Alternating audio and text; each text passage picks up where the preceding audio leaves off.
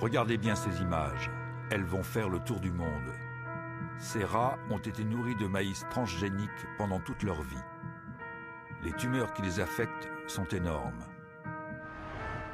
L'étude qui a permis de révéler l'impact des OGM sur la santé de ces rats vient de se terminer. Elle a bénéficié de moyens techniques et financiers exceptionnels. Pendant 2 ans, nous avons pu en suivre tout le déroulement. Après des années de doutes et de polémiques, allons-nous enfin connaître la vérité sur les OGM? Ne serions-nous pas alors face à un scandale de santé publique touchant le monde entier?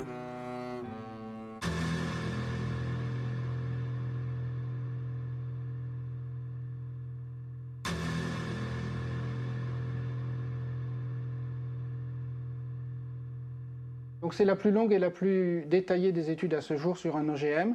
Et aussi, nous avons fait une autre étude en même temps.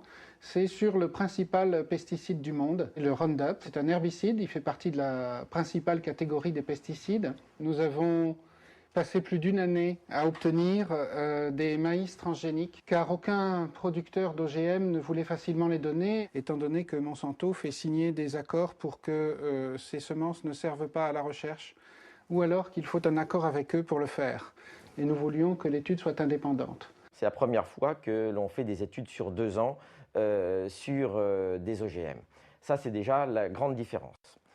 En plus de ça, on a essayé justement d'évaluer le maximum de paramètres biochimiques et biologiques possibles, avec des prises de sang itératives, des prises de poids, des analyses d'urine. On étudie les paramètres hépatiques, les paramètres urinaires, les paramètres sanguins, tous ceux qu'on peut étudier, les paramètres hormonaux qui n'ont jamais été étudiés non plus dans les précédentes études. Donc c'est vraiment une première mondiale. Jusqu'ici, le maïs NK603, l'OGM retenu pour cette étude, n'avait été testé que pendant 3 mois, sous le seul contrôle de son fabricant, Monsanto. Quant au Roundup, également produit par la multinationale et utilisé pour la culture du maïs, seul son principe actif, le glyphosate, avait été évalué et non sa formule complète. Or, pour permettre au principe actif de pénétrer dans les cellules de la plante, l'industriel utilise des adjuvants qui peuvent parfois se révéler plus nocifs que le glyphosate lui-même. Le but est double, à la fois de mener les études comme elles doivent être menées selon les normes internationales, mais pas en les lisant de manière la plus laxiste possible, comme font certains industriels, mais en la lisant de manière la plus rigoureuse possible. Et deuxièmement, de savoir effectivement s'il y a des effets secondaires. Mais comment peut-on le savoir sinon en donnant ça à des animaux et en mesurant tous les paramètres sanguins et en regardant tous leurs organes finement?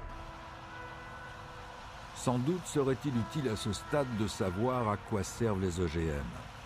C'est le plus souvent une plante qui a été conçue soit pour produire son propre insecticide, soit pour être tolérante à un herbicide qu'elle pourra recevoir à dose massive sans mourir.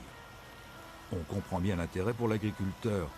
Il pourra par exemple épandre du Roundup sur son champ, toutes les mauvaises herbes disparaîtront, seul restera l'OGM cultivé. On comprend moins bien l'intérêt pour le consommateur qui risque, lui, d'avaler un produit devenu une véritable éponge à pesticides. D'où l'importance de pouvoir évaluer l'OGM et les résidus qu'il contient, et le pesticide seul. Alors pourquoi ça n'avait jamais été testé? Parce que les compagnies, elles faisaient leurs tests soit avec de l'OGM traité au Roundup, comme il se doit, et donc on ne pouvait pas différencier l'effet OGM de l'effet Roundup, soit elles faisaient, sans le préciser, le test sur l'OGM. Il n'y avait pas vraiment de standard à ce niveau. Donc ce que nous avons décidé de faire, c'est enfin tordre le cou à la question, est-ce dû à l'OGM ou est-ce dû aux pesticides? Alors que pendant plus de 10 ans, les commissions nationales ne se préoccupaient pas de l'effet pesticide. Ainsi, l'Europe n'exige même pas que des tests de toxicité chronique soient menés systématiquement sur des animaux.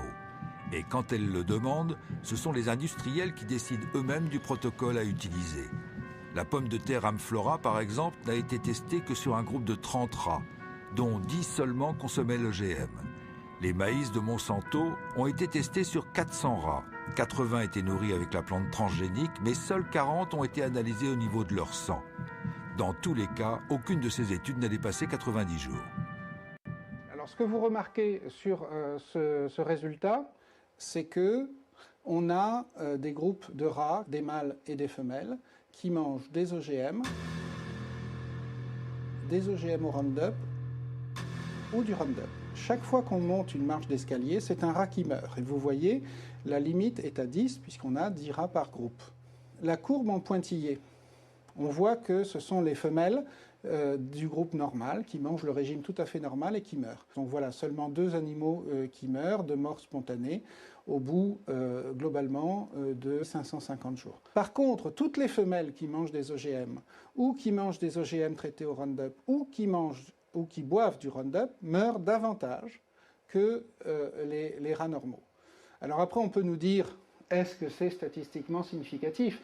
Nous, ce qui nous intéresse, c'est que là, on meurt 6 fois plus dans ce groupe-là que chez les contrôles. Donc on a une augmentation de 600%.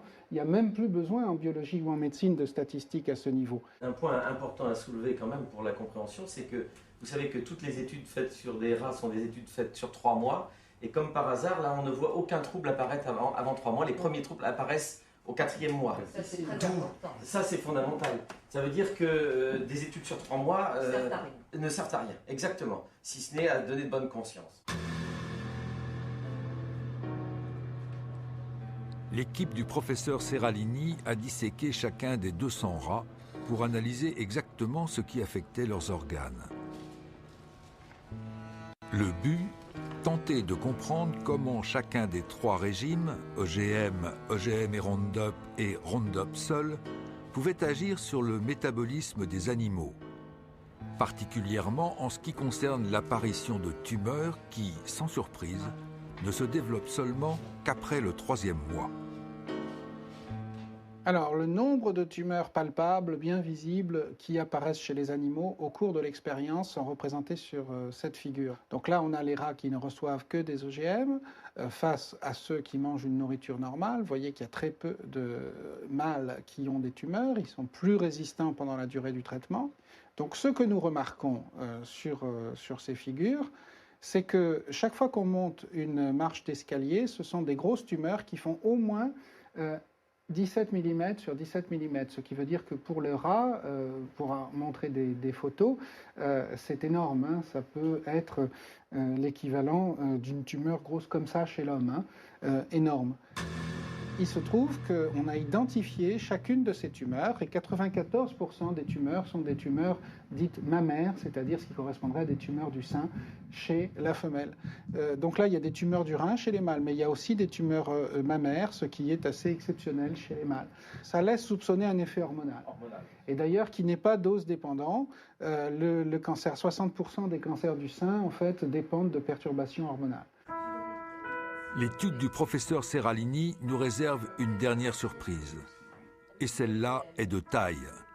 Alors que l'on pouvait soupçonner que la surmortalité des rats serait principalement due aux pesticides associés au maïs, il semblerait que l'étude ait mis en évidence pour la première fois au monde un effet dû à la transgénèse elle-même.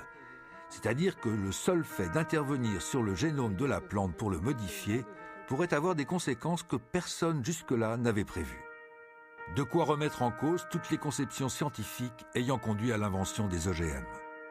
On n'avait jamais testé le Roundup lui-même pendant 2 ans. Ceci dit, le Roundup, dans nos études cellulaires, montrait que les cellules de foie, d'embryon, de rein, de placenta, de cordon ombilical mouraient beaucoup plus vite.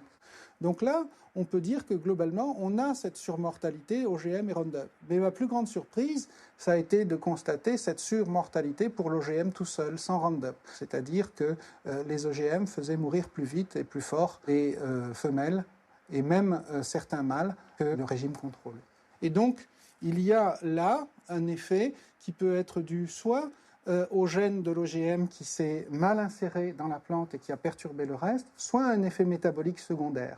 Une modification d'une céréale ou d'un maïs OGM, en fonction des gènes insérés pour le transformer en OGM, peut avoir des résultats différents. C'est-à-dire que ce n'est pas parce que cet OGM-là a cet effet-là que tous en auront, et il y en a peut-être qui en ont bien plus d'effets. Ça, c'est quand même marquant, c'est que ces 7 OGM que mangent les Américains Voilà. et cet OGM que nous importons et que les agences européennes, y compris françaises, ont autorisé à l'importation et à la contamination de l'alimentation.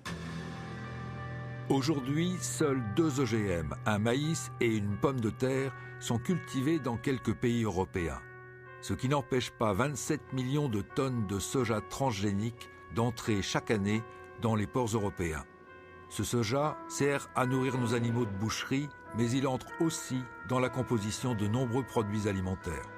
Nous, ce que nous voulons avec cette étude, c'est que, il y ait un moratoire parce que c'est assez grave pour dire, écoutez, on ne va pas manger ça sans le savoir. Et le problème, c'est qu'on a importé tout et n'importe quoi, ou qu'on a cultivé tout et n'importe quoi aux États-Unis.